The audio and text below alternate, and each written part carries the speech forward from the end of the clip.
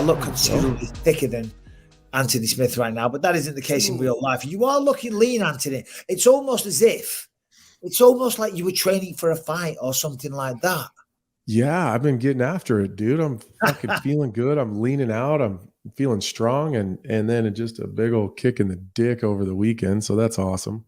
Yeah. I mean, listen, clearly joking about it, but you had some news at the weekend when you were live on air. Obviously, it's about the 282 main event. That didn't go to plan, I think. I don't think anybody saw a draw happening. We'll talk about the analysis of the fight in a minute.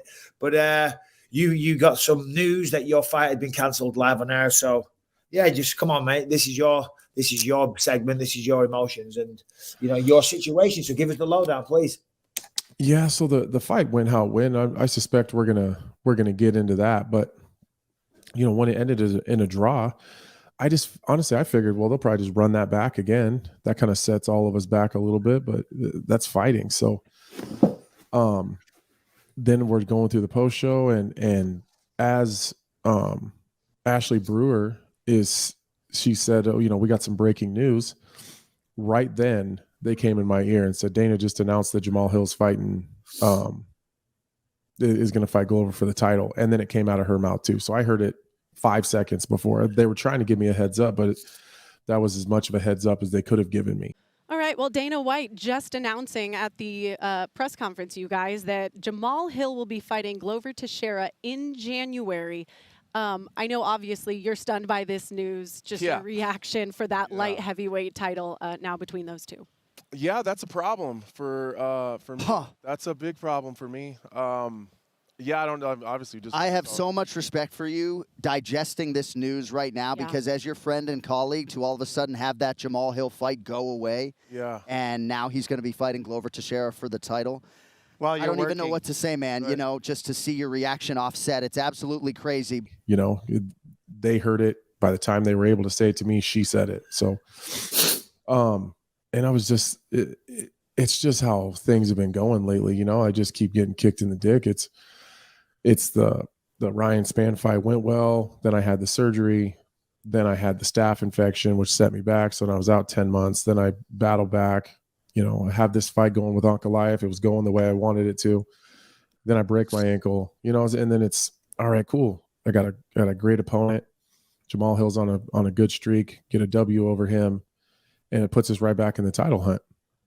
And then, then they pull Jamahal, and I get it. Like, I understand the UFC has to make decisions. I understand that the show has to go on. You know what I mean? And to be fair, he's coming off of a win.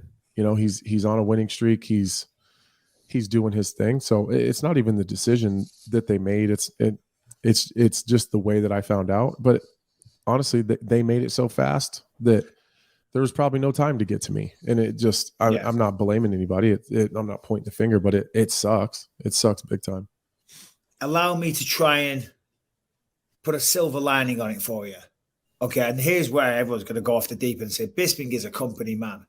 But as you said, they do have a company to run and they got to keep shit moving on. Mm-hmm. I think that fight that happened on Saturday night, and no disrespect to Magomed or Jan Blachowicz, because Jan, I know a little bit, and I think a lot of him. I got a lot of respect for the guy, and he's always great anytime I've dealt with him. So I don't want to talk shit. But that fight, I don't think there's an appetite to see that fight run back immediately, because to your point, I totally agree. The logical thing would be run that back. It was a draw, so run it back and see who's going to be the champ. But this is also a business, and they're charging people for pay-per-views. They're charging people for entry into the building to watch live. And as I say, I don't think in that fight anyone had the appetite to watch that back again immediately. I totally agree. Yeah, exactly. So what did he do? So then Glover obviously is next in line. That's a fact. So they go, who do we do? And then they think Anthony Smith or Jamahal Hill. And don't be offended when I say this. I think the reality is, Anthony, you lost to Magomed, you snapped your leg, right? Mm-hmm. So in a weird way, that puts Jamahal as the first choice. But here's the silver lining. All you've got to do, I think, in this situation, if you get one win, then you're fighting for the belt next. Do you know what I mean? Because those two, Magomed and Yan, are kind of they're eradicated for a minute. Glover has stepped up. He's now getting the fight without having to fight the winner of them two. He's fighting Jamahal Hill. So all that means in the meantime is you get one fight, one win. And there's obviously, I don't make the calls, but logic would say one good win and you're fucking next. And they're pretty decent at making up. Because you got messed around a little bit there. You were training for a fight that didn't happen. And as far as I know, UFC always have a pretty good reputation of making things right in the background. You know that. So I think, and far be it from me to speak, but my opinion would be one fight, Anthony, and you won't win, and you're fighting for the belt next. So while, yes, I don't know how many weeks and time and effort and mental stress has all gone out the fucking window, but it all parlays into getting you back into the octagon healthy and ready. So if you try and look at it from that perspective, because of course you do, you get mad, you get angry, you go, what the fuck? All that time wasted. But a different perspective, maybe, a different way of looking at it, that maybe doesn't seem too bad. What do you think of them? What do you say to that? No, I agree with you. It took me a little bit. It took me a couple of days to get there. That's why I haven't said anything, because I knew that if I reacted right away, publicly for sure, I was going to lose my shit. And it honestly, it wasn't really directed at anybody, because I understand Jamahal. I understand his point of view. I would do the same thing. Go take the fight. That's an opportunity of a lifetime. I understand the UFC having to make a fight right away. It worked out business-wise, I think, for the UFC to book that title fight in Brazil. Glover's ready. Jamahal obviously was willing to take it. And it's next month. Right. It's next month, so it's not going to be held up for long. Right. So, I understand it. It just doesn't – just understanding the situation doesn't make it feel any better. You know what I mean? And it's just because I had a really great opponent in front of me that was going to get me right back into the hunt. So now – I think from what it sounds like, Ankalaev is pretty banged up. Like, his leg is pretty bad. Blachowicz, his last win. Like, I'm with you. I like Blachowicz a lot. I really do. I think I've always had great interactions with him. He's a real salt of the earth type of guy. Yeah. But at the end of the day, he had a weird win over Rakic, and then now a draw. So how do you really argue that? You know what I mean? And then you got Glover and Jamahal are going to fight.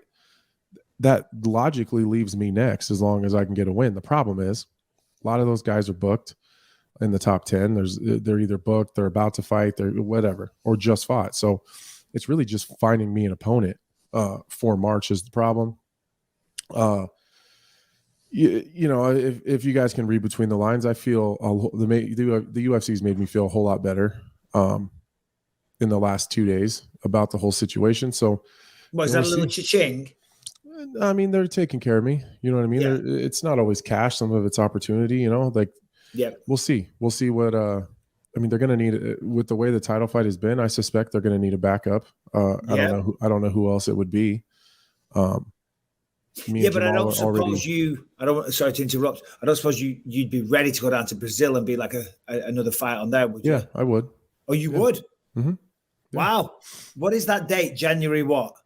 23rd, I think. 23rd. 23rd, 21st, something like that. So they throw you an opponent for January 23rd. No scrub, but someone you just go down. No. So if I did it, I would just go as a backup. Oh, right. Literally just as a backup, kind of like Volkanovski did. Mm-hmm. And I think there's been a couple more. Yeah. Right. Yeah, I would just weigh in as a backup. And then... we'll just need to find me someone in March. That's what they're working on right now.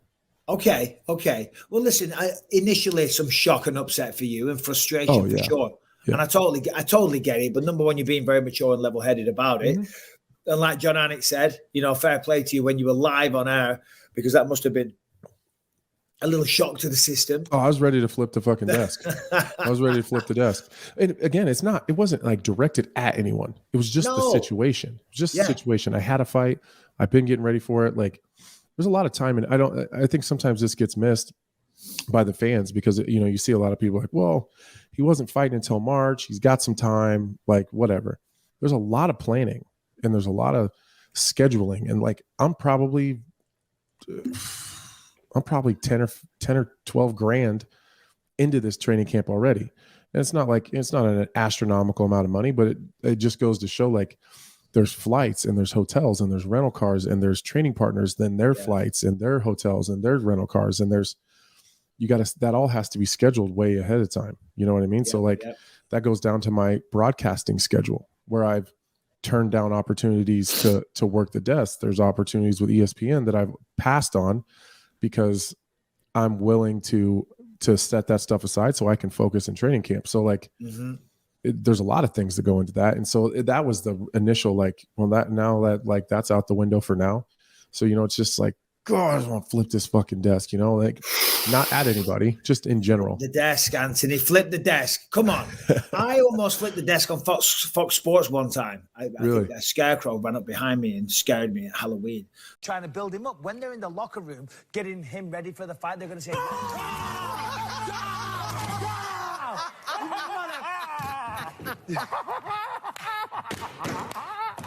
we got him. That was great. You did get me. That was actually pretty scary. Okay.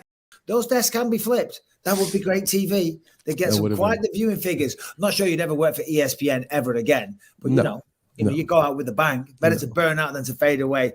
All jokes aside, mate. No, it is a shitter, but every cloud has a silver lining. Different. And Jamal called me. That was nice. I think I heard that somewhere. Yeah, he called me. What'd he say? He wants me to help him. How do you feel about that? That's bizarre. Potential future opponent. I didn't really feel that weird about it, to be honest with you. Like, him and I have always been really friendly. I think that we're kind of cut from the same cloth. And so we've always gotten along very, very well. Even when the MSG show, him and I knew that we were fighting and no one else did.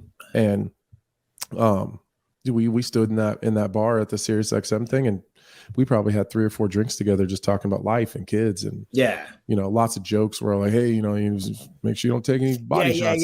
But as you're doing that, and it's all love, because we're professionals. You're fighting down the line, but you're checking him out. You're going, no, he's looking. I was like standing next to him. And you're secretly eyeing him like he looks solid, fucking hell. Or you're thinking, oh, look at that, look at the belly on him.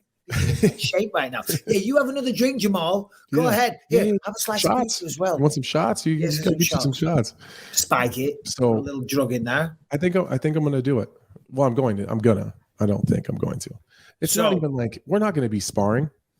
I don't think it's a secret that Glover's most dangerous to Jamal in the grappling realm. Of course. I'm one of the few guys that Glover hasn't sliced and diced on the ground. Towards the end, when I was hurt real bad and tired, he was eventually able to mount me, but I was able to kind of slow him down on the ground and not get submitted or not get passed and mounted and beat up or whatever. So I think that's the area that he wants some help in. Is just, he needs a big body that can hold him down. May I throw a hypothetical situation at you though? Mm-hmm. You help Jamal. You do a great job. You train this guy up. You realize to yourself, wow, I've got a real future in training because I have turned Jamahal Hill into an absolute killer. You unleash all of your ground secrets. Here's what Glover tried to do to me. Here's what you're going to do. You show him, you teach him, you improve Jamal. Jamal goes out, beats Glover Teixeira in style, becomes the light heavyweight champion of the world. In the meantime, you have another fight. You smash that guy. All of a sudden, you're fighting Jamahal Hill. And he's like, yeah, motherfucker, I know all your tricks. I know all your secrets. I know all your ways of getting back to your feet or submission escapes. And then you start to hate yourself. Nah, we'll cross that bridge when we get to it. Yeah. No, I'm only kidding. Yeah.